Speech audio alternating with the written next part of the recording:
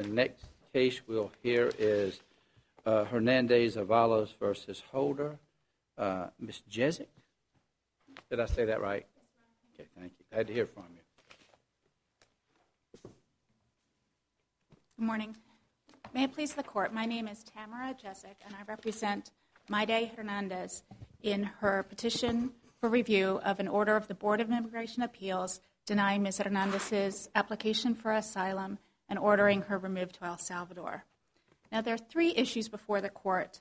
The first is, did the harm that Ms. Hernandez experienced rise to the level of past persecution? The second issue is, was the harm inflicted upon Ms. Hernandez on account of her membership in the particular social group of her family? And the third issue is, did Ms. Hernandez establish that the government of El Salvador is unwilling or unable to protect her from the perpetrators of her persecution? On the first issue, did the level of harm that she experienced rise to the level of past persecution?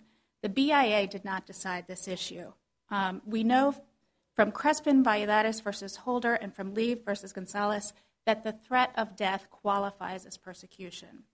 The IJ erred in holding that the death threats Ms. Hernandez received did not rise to the level of past persecution because no action was taken on the threats and Ms. Hernandez was never physically harmed. So with regard to the level of harm issue, we're asking that the Court hold as a matter of law that the threat of death qualifies as persecution and remand to the Board for the Board to decide the issue. Isn't that the law in this circuit, that a death threat amounts to persecution? That's correct, Your Honor. The Board did not decide the issue. Rather, it affirmed the IJ on the two other issues. Now, on the nexus issue, was the harm inflicted upon Ms. Hernandez on account of her membership in the particular social group of her family? Now, Ms. Hernandez does not contend that the first death threat she received was on account of a protected ground. The first death she received shortly after gang members from the gang group Maydai 18 murdered her husband's cousin named Agustin Rojas, and Ms. Hernandez identified the body. The gang members who murdered Agustin Rojas threatened Ms. Hernandez with death if she reported them to the authorities as Mr. Rojas' killers. However, neither the BIA nor the IJ, the immigration judge, addressed the reason for the second and third death threats when on two separate occasions, Maydai 18 members came into Ms. Hernandez's home, held a gun to her head, and threatened to kill her if her son did not join the gang. They did address that. They said that that threat wasn't because of her son, but it was because she didn't want criminal activity involving her son. I thought they did address it. Actually, what the Board said was... maybe something like that. Yes, the Board says on the administrative record on page 4, she was not threatened because of her relationship with her son, i.e. family, but rather because she would not consent to her son engaging in a criminal activity.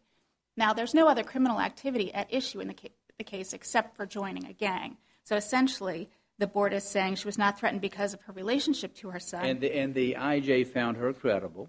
The IJ did find her credible. And so in this record then it's established that at some point, and it does appear to me you're right, either the BIA or the IJ, they conflate the two threats. That's correct, the three threats. Well, just let me finish, though. And then it strikes me that they say that the second threat wasn't against her because of that familial bond, but they didn't ask her to produce any 14-year-old to join the gang, did they? They didn't say to her, we're going to kill you unless you find us two boys from your neighborhood, right?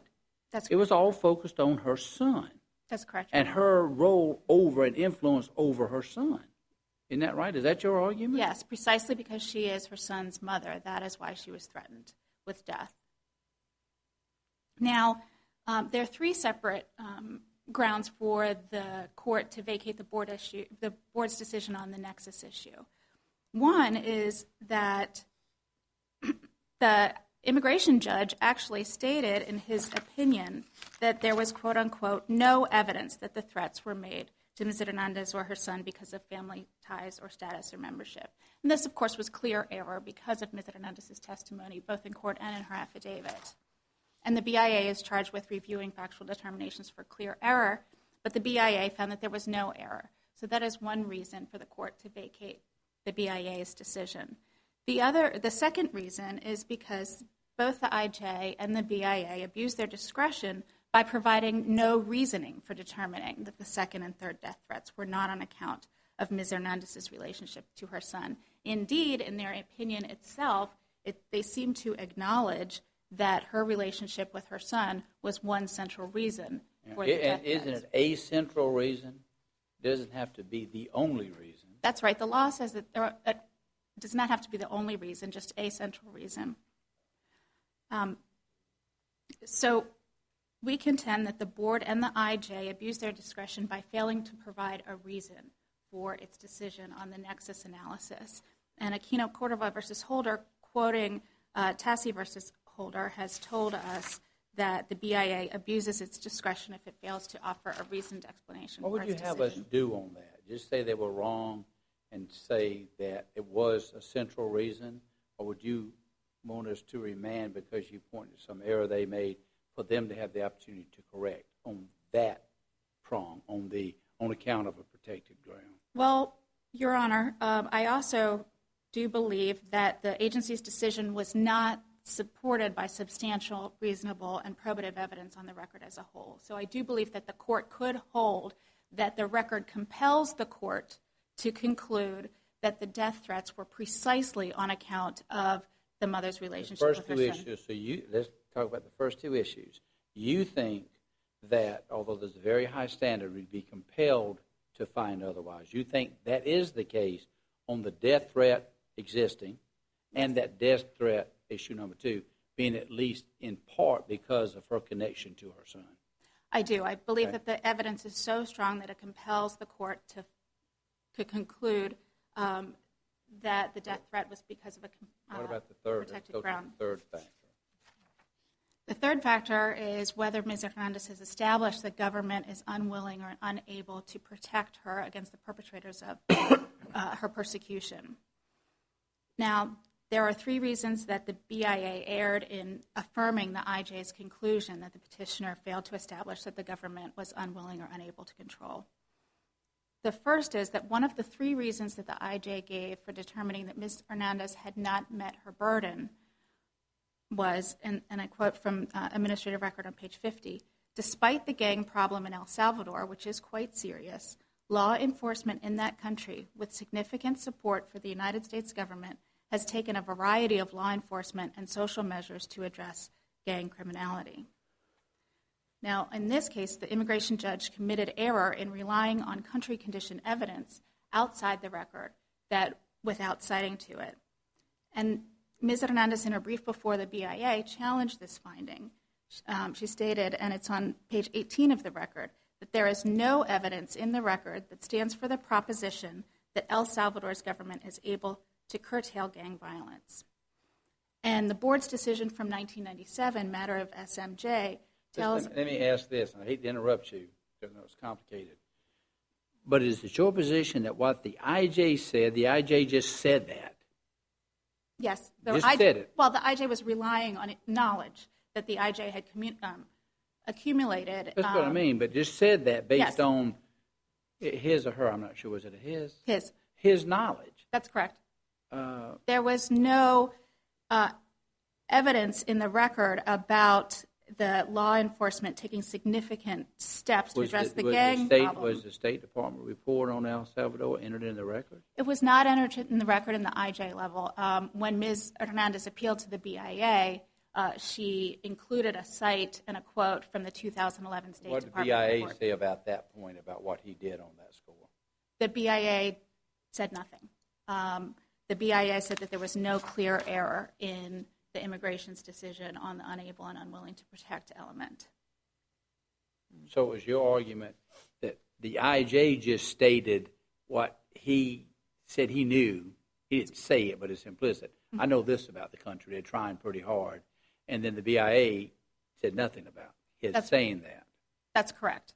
The BIA said there's no clear error in the immigration's decision on the unable or unable to control, unwilling to control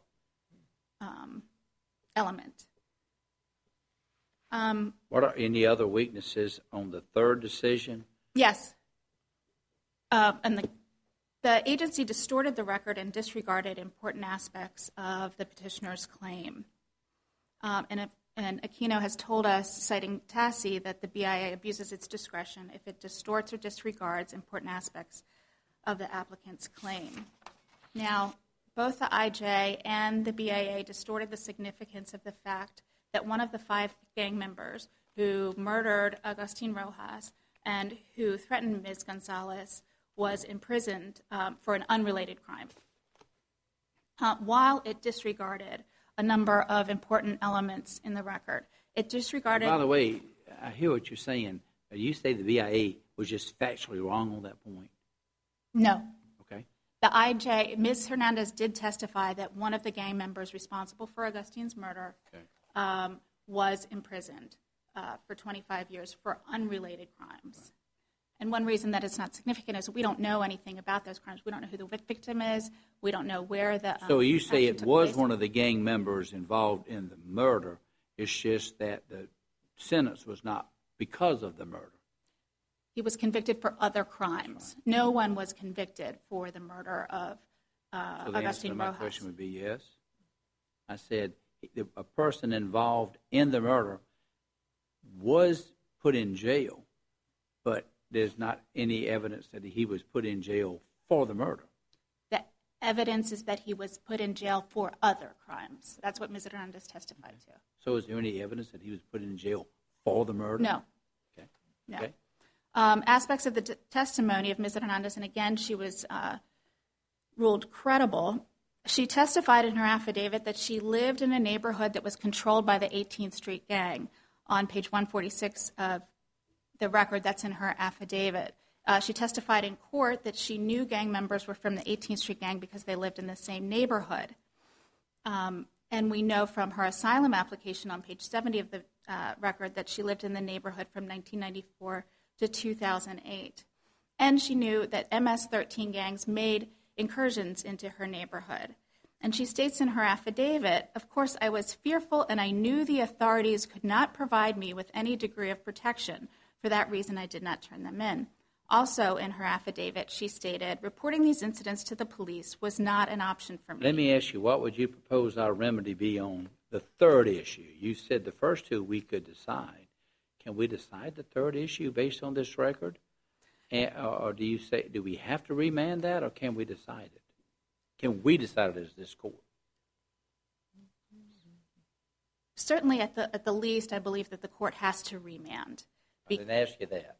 I said, I do believe... not that we're authorized to remand it. I asked, do we have to remand it if we agree with your argument? I do believe that you have to remand because the BIA failed to recognize the error of the IJ. Why wouldn't we just say they were in error?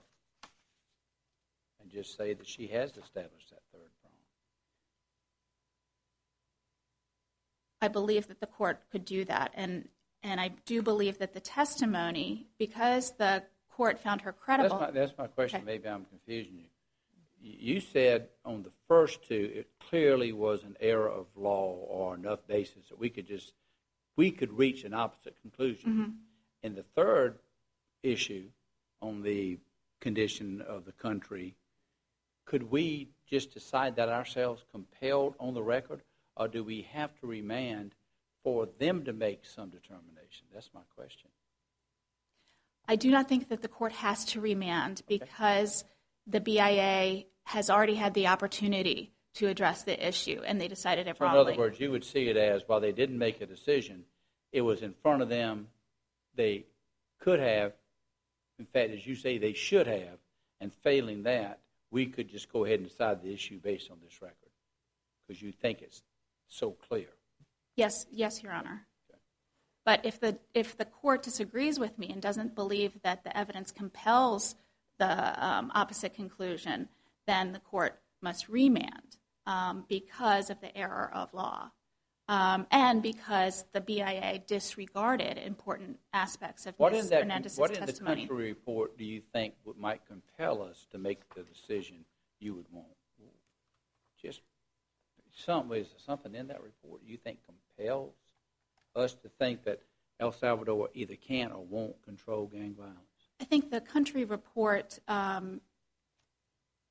bolsters Ms. Hernandez's testimony. Do you think it's a country report and specific evidence in this case? I think that the evidence in the case was enough, particularly because of Ms. Hernandez's experience in her own community that is controlled by the 18th Street Gang, and MS-13 members made incursions into her neighborhood. And she knows the authorities, what the authorities do when people report the gang activities to the authorities.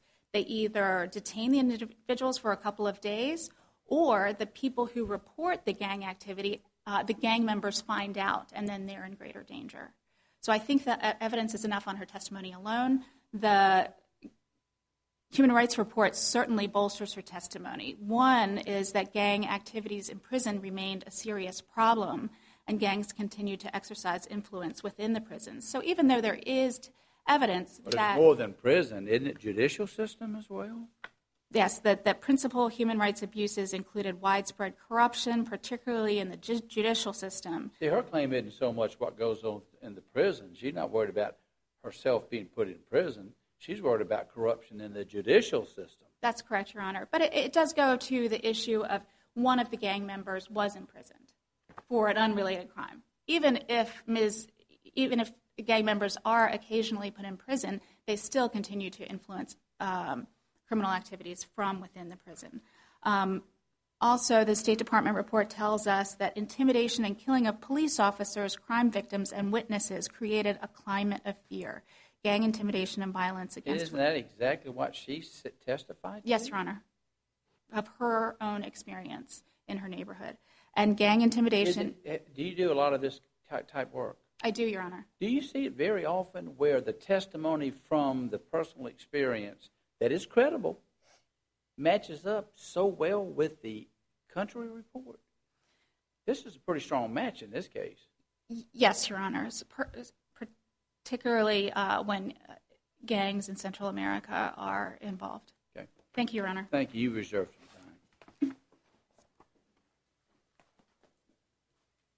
Ms. Phillips.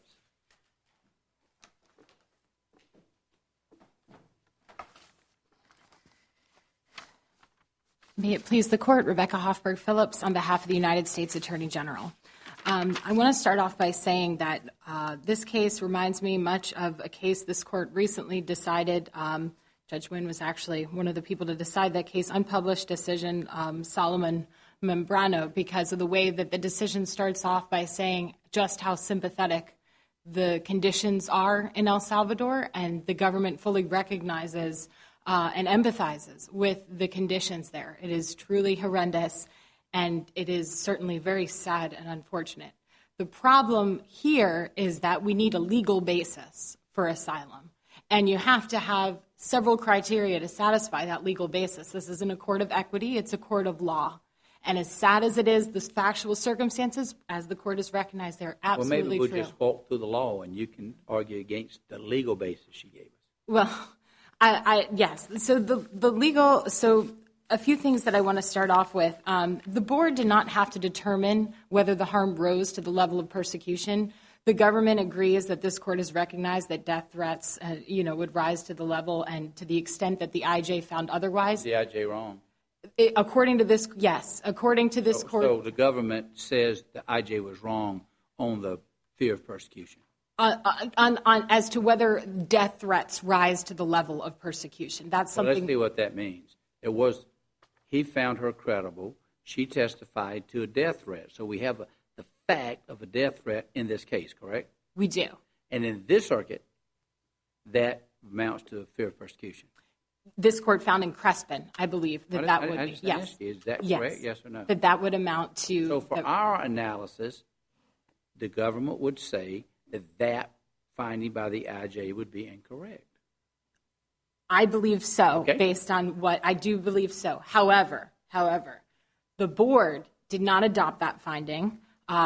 Specifically, the board didn't have to reach the question of whether it rose, and the board actually then moved on and said, even assuming that it did. So, in fact, the board basically sort of didn't agree with the IJ to the extent. In other words, the bottom line is there is the death threat in this case. There is. That's an operative fact in this case. Yes. Okay? I mean, yes, that happened, but it's harmless error is what I want to get at in terms of to the extent that the IJ said anything about it, or indicated. He didn't actually use those The point is, words. harmless error or not, Right. there is, contrary to what he said, but what you say it doesn't matter, but there is factually, as an operative fact, a death threat in this case. Yes. That we see, this court has said, amounts to fear of persecution. But persecution also requires more. So that's what I want to get to. Okay. That's not the end all, and that's why the board didn't have to reach it. Then? It has to be on account of a protected ground, and you have to show unable and unwilling. And I want to get to both of those. No. Right. No, you don't have to show that to show death threat, though. There's a death threat. The first step, as Ms. Jessica outlined it, the government doesn't argue against. Right. So the second step is on account of why was the death threat made, you argue on that basis. Right, and persecution is defined by being your on account. argument on that basis is? Our argument is that under the Real ID standard, you need at least, as this court recognized, there can be more than one, but you need at least one central reason to be a protected ground. Now here, the protected ground alleged is family as a particular social group, which the government also does not dispute. That family can constitute a particular social group, and this court has recognized as such. That's not in dispute. What we're disputing is whether family is at least one central reason for the persecution. What does the government say when somebody puts a gun to the mother's head and said, we're going to kill you if you won't let your son join? What the heck is that? Your Honor, family certainly... What is that? Is that not indication that they're talking to her because of the familial connection? They are talking to her because of the familial connection. The test is whether that is, the government's position is that is subordinate or incidental to the main central reason and the only central reason that the board recognized, which is the recruitment. Well, by the way, then why didn't they put a gun to her head and say, we're going to shoot you unless you bring us a 14-year-old boy from the neighborhood? The government sees no distinction, then, I take it, between a mother or a woman, let's take a woman, with a gun to her head saying you will be killed if you don't deliver us some random 14-year-old boy. You see no distinction between that and a gun put to the head of a woman and they say, mother, if you don't give us your son, we're going to kill you. The government takes those as being exactly the same statements. Well, Your Honor, she was the one... First say the government sees those. Maybe you can say that's not the statements, but my question is, does the government see those, as I've outlined them, as the same statement? The relationship matters. The government agrees that her relationship to her son, it mattered to the extent that she was in the position to sort of give the authority or the consent for her son to participate. Right, and that's why they approached her, because she was his mother. Yes. For no other reason. Well, the test is not but for, and that's where... But a central reason is easier than but for. It's incidental. Let me put it to you this way. No, but isn't that true? The judge didn't suggest it was a but for, but it certainly makes one heck of a case that's a central reason. It's incidental and subordinate to the reason. She thought at that moment when they're saying we're going to kill you unless you deliver your son, how incidental is the son in all that? How incidental is that connection? They went to her not because they wanted to get another gang member. They wanted that one, her son. She had authority over her son, or they wouldn't have gone to him. They just didn't pick her at random and say, deliver Eduardo. They said, deliver your son.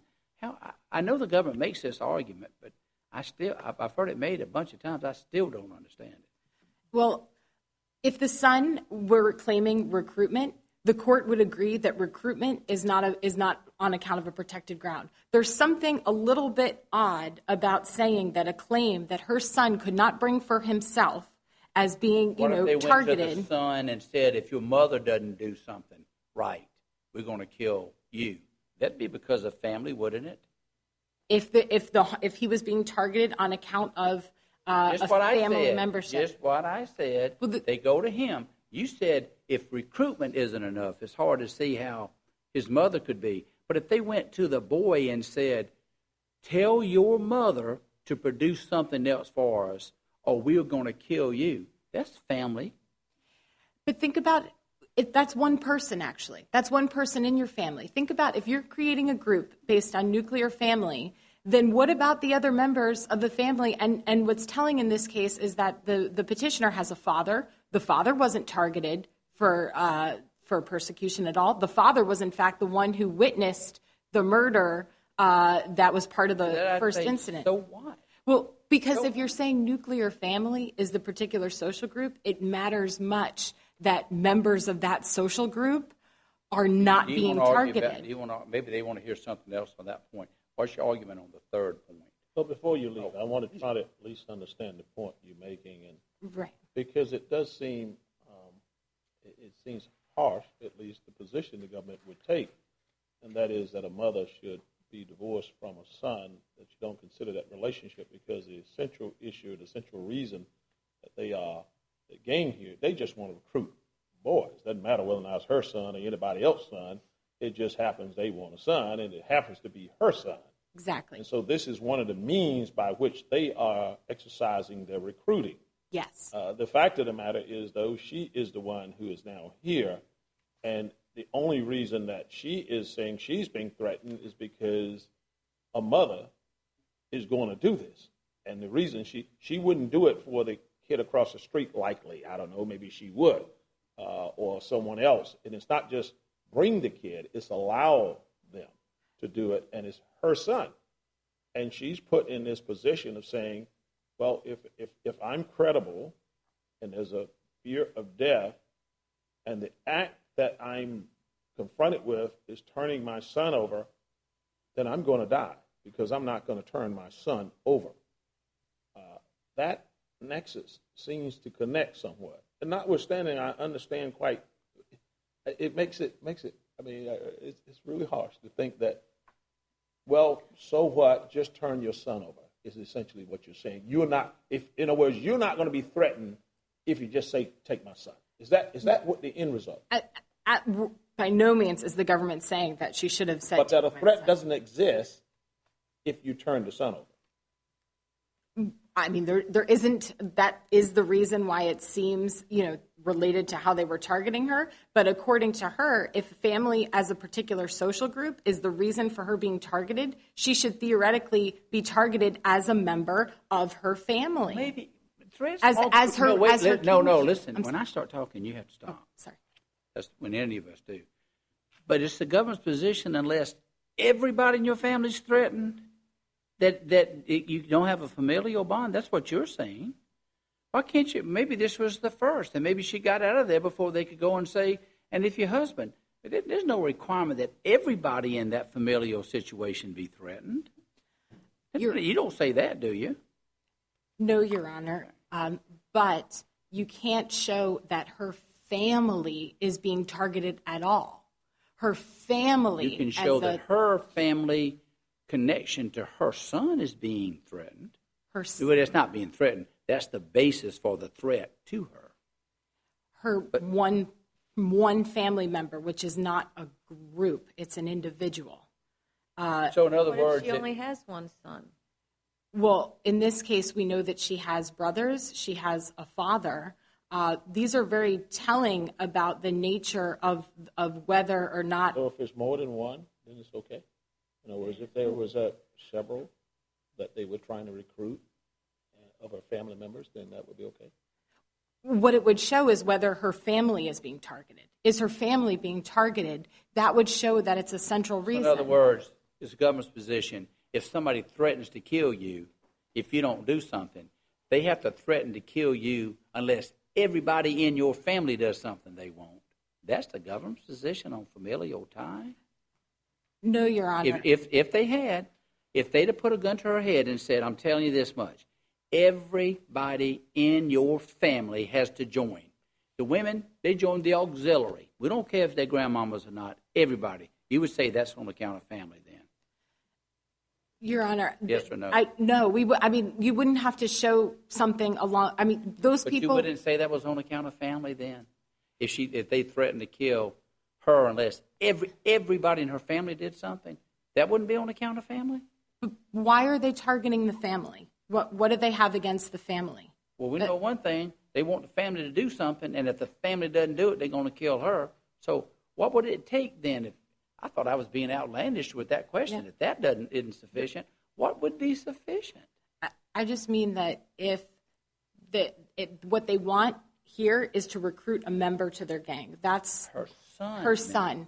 And her relationship to her son, the government's just pointing out that it's somewhat incidental to what they really want. Is there anything in the effort in the record to show they went to anybody else and threatened them unless this boy joined? There's nothing in the record. No, there's nothing in the record because she was in the position to give the consent, right? Yeah, but I think it's just us understanding. I think what you were saying is that she wasn't being persecuted because of her kinship ties. She's being persecuted because her son won't join this gang. Yes. And that's a harsh line to draw in the law, but that's the way it seems to be. That might be the way the law actually reads. I mean, I'm not sure what we as a court can deal with it, but it seems disingenuous to not connect the two, though. Your Honor, that's why I wanted to start by saying we understand this. This court has rejected that kind of connection in the past, I can tell you that. I can guarantee you that because I was involved in it when a case on some similar kind of familial bond, the government rejected it. The case was going to be in-banked, and then the case was withdrawn, and the government worked out a way to address it. I can tell you. So there may be some cases in which we've said it, but I know this court, the Fourth Circuit, at least informally, but through our formal procedures, has rejected such a position in the past. Maybe we don't have to reject it all the time. It's just hard to take the son out of that equation, which the government wants to do. Your Honor, I agree with you. I agree that it's almost it's like this very fine line here because we recognize the relationship has something to do with her being contacted. Let me ask you this much. I just as a policy question before we go on. Why would the government take such a hard stand on that point? Why wouldn't this government? By the way, quite frankly, let me say, and I don't want to offend anybody or praise anybody. But I would think this president has been seen as more understanding and pro-immigration and understanding of why people want to be here than maybe any other we've ever had. Why is his Justice Department saying to us, it looks like it was because of her son, but it really wasn't? I mean, does that seem odd to you? I'm just asking, and I'm not making any political commentary. I'm just asking that question. It is a harsh line to draw because there's nothing incredible about what she's saying, and her fears are genuine. I want to point out it's really arising from the case law. It's coming from this idea that wasn't really a policy decision for the first instance. I mean, it's the interpretation of the case law that has led us here, and that's what is constraining us. In this vein here, what troubles me is prior decisions of this court and other judges in this determination, not a policy decision. I mean, policy decision would be not even be here today at all if there's a way to get around it. Which, Your Honor, everyone's entitled to. The pursue Attorney their General claim. doesn't have to take and press every appeal. That's right. That's the policy question. That's the policy question. The law is what the law is, but I guarantee you every Attorney General looks at cases and declines to pursue cases that he thinks maybe he could win. But that's the policy question I was asking. Yes. Do you want to get to the third issue? I do want to say just on what you just said is that, the government did offer prosecutorial discretion in this case. I do want to point that out. We were attempting to choose not to pursue this case. However, we cannot prevent anybody from wanting to pursue their claim before the court, and so by all means that's their choice to pursue. And that's why but the government has recognized the equities and the sympathies in this. Why can't the government just say, the Attorney General say, I looked at this case, I've seen the equities of it, we decline to fight their appeal? Why can't you do that? Your Honor, I mean, not that's you. Not right. The government can do that. I think that the PD is the way that the government chooses to try to do that. I'm saying that the government can do that if they want to. They do it all the time. They decline prosecution of cases all over the place. I don't fault them for it. Of course. Go to the third issue for me, please. Talk about that issue. Okay, sure. So the unable, unwilling standard here. So that's another component of Did anybody look at the country report? Did anybody in this process look at that? No, because what the board did was use her own evidence and testimony that she presented to find that if you show that one of your attackers was part of one of the people part of that attack is imprisoned for 25 years, that's showing that there's at least some ability and willingness on the part of the government to take action. And even if it's not related to that incident, which we're not disputing, it's showing an ability and a willingness to take the actions necessary. What if that person didn't have enough money to bribe what is clearly a corrupt system by the government's own state report, state of country report? What about that? Well, what about that? I mean, this court has sort of recognized sort of the rampant sort of overall issues that go on in El Salvador, certainly. But and isn't that consistent with her explicit testimony about what she was worried about in this case? How does that just get disregarded? She said, I'm worried. Listen, she's not the most sophisticated person, certainly to our level of discussion. Obviously, we're trained to do this. She goes, I'm paraphrasing, look, yeah, go to the police and tell them this is what happens around this neighborhood. I don't know where you live, but what happens here is you tell the police, they lock somebody up, and that person is right back on the street, and then look out, brother, you're going to pay the price for it. She already knows family members have been killed. I mean, and that is completely consistent with what the country report says. What are we to do with that? Just say it doesn't matter? Well, I think the problem in this case is that when you have evidence, you can rely on sort of general conditions, but at some point, each individual case has to be evaluated as an individual case. And when you have evidence in the record, when you see that the police took action against someone, if she had reported the other people, maybe you rest that on the fact that somebody who was involved with the murder, not because of the murder, but involved in it, is in jail for 25 years for other charges. That makes the claim that she's not at risk or that the government is willing and able to take on the gang. Well, that's your read that you hang your argument on. What it shows is that it may not have been futile. Is really how we're reading that, because what she should show is that had she reported, they would have done nothing, and then that can sort of excuse a little bit of the reporting requirement, and it could take that away from her. But when the evidence only shows that they might have been responsive, that they very well could have been, they seemingly would have been. Do you think if we disagree with you on the third point, is there any reason we can't decide the third point as this court? Could we decide that, in fact, that prong has been established? Could we decide that? No, Your Honor, because it involves a factual question, and it was based on the facts before the board. And if the court... I know that. Why can't we look at those facts and say, looking at those facts and everything in the record, that just a legal conclusion as a matter of law is not right?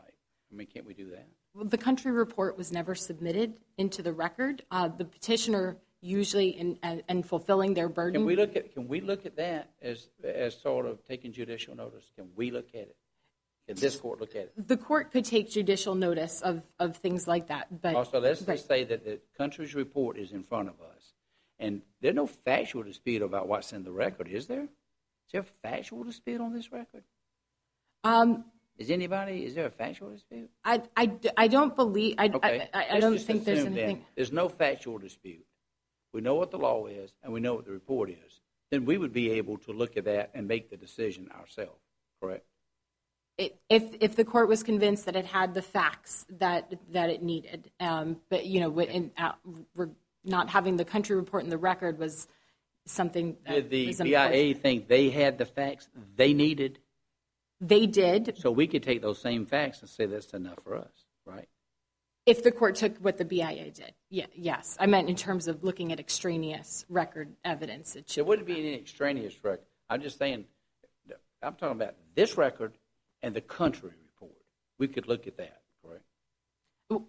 That's sort of what I was getting at. I mean, to the extent that if you're taking judicial notice maybe of what happened in another case, depending on, or you're taking judicial notice of the country report? Is? Do you know what that is? Of course you do. Can we take judicial notice of the State Department's report on El Salvador? I believe this court can do that. So we can take that and have that information and have the facts in this case. You suggested something about some extraneous. I don't know what that is. I'm not suggesting anything other than the record in this case, the decisions below, and the country report. We could look at that, can't we? Well, because the board didn't look at the country report, that's what I was getting at. If the court would be looking at something that the But can I board... say this? It's a simple question. Can we take judicial notice of it, in this case, of the country report? Now that I'm thinking about it, if the board didn't consider it in the first instance, which the board does not appear to do in this case because it's taking her factual testimony. Well, in other words, nowhere in this case had the IJ or the BIA has the country report been considered. Right. Okay. Yes, and I apologize. I was thinking about that as you were saying it. Let me give you 10 seconds to wrap up your argument. Your Honor, I just wanted to say, I just wanted to get back to one point you made before, which is, could we choose not to pursue this? Asylum applicants like to pursue their cases because it gets them a better form of relief. So regardless of what we could have said or done, petitioners are likely to want to take their cases forward, and we understand that. And I just want to make sure the court knows. They want to take them forward because they don't want to rest with your decision to get rid of them. They want to take it forward to win the case. They make the appeal. They claim the court's wrong. You could go, we don't fight that. We don't fight that appeal, and then they would probably win under that circumstance. That's my point. It has nothing to do. Heck yeah, they want to fight a bad decision. Everybody would. I'm not talking about they're fighting a bad decision. I'm talking about you deferring and not fighting what they think is a bad, fighting against them when they think they've got a bad decision. That's what I'm talking about. Your Honor, the government can appreciate, where you're coming from. Absolutely. I mean, we can appreciate. I know that. Let me say this. Let me tell you the answer is probably that's above your pay grade. Yes, Your Honor. That's probably the right answer for you. Just doing what you're tasked to do. I understand that. Yes, and again, we emphasize how much we empathize and understand, and that's what we try to pursue. Your Honor. We're not. We're looking at the law. No. I don't want left with that we're just looking at, we have sympathies. I don't want that to be. We're looking at the law, and that's why we've taken so much time to talk about the law. We're not just looking at sympathies, because if it was just sympathies, you probably wouldn't be here. They would probably just win straight up by stamping something for them. Yes. We're trying to consider it in the context of the law. Yes, and that's exactly why I feel sheepish, as you pointed out, coming forward a little. That's all I can do. Thank you very much for your argument. Thank you very much. Thank you. Thank you. Ms. Jessic, you save some time if you want to use it. Thank you, Your Honors. I did want to point out, I do believe that the court can consider the State Department report as an official document. The court can take judicial notice of official documents. Even if it hadn't been considered below? I think so. I mean, it was presented to the board, and the board did not reject it. So it's in the record below. The report's in the record. It is not in the record. It was not presented at the trial level. It was cited in the brief before the BIA, and the government did not file an opposition to the petitioner's brief before the BIA, and the respondent cites the State Department report in his brief. I want to be sure that I'm clear what you are now asking us to do, because throughout your briefing you ask us to remand, and I think I've heard something different from you today as to what you want now. Well, I think that if the court can conclude that the evidence compels the court to conclude that Ms. Hernandez was persecuted on account of the membership in her family by perpetrators that the government is unwilling and unable to control. I don't think that the court has to go there if the court does not believe the evidence compels the court. In other words, if the court is not doesn't believe the evidence compels the contrary conclusion, the court can remand to the BIA because the BIA abused its discretion in not providing a reasoned explanation on the nexus issue and on distorting and disregarding important aspects of the claim in the unable and unwilling to control issue.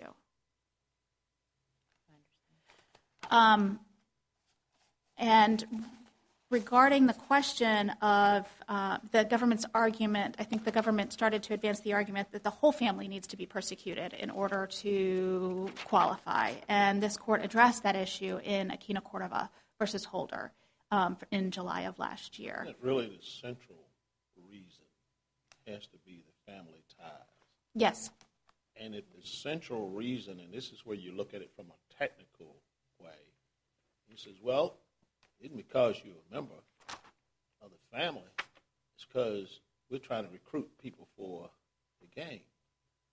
And the law says if it's a subordinate reason or if it's an ancillary reason, then it becomes. So they don't care about her being mother and being son. What they care about is getting someone in the gang. That's the technical reading that you're getting here. I don't like it, but I'm just saying that's the technical reading. And when you look at the case law on it, it follows that. It tracks that.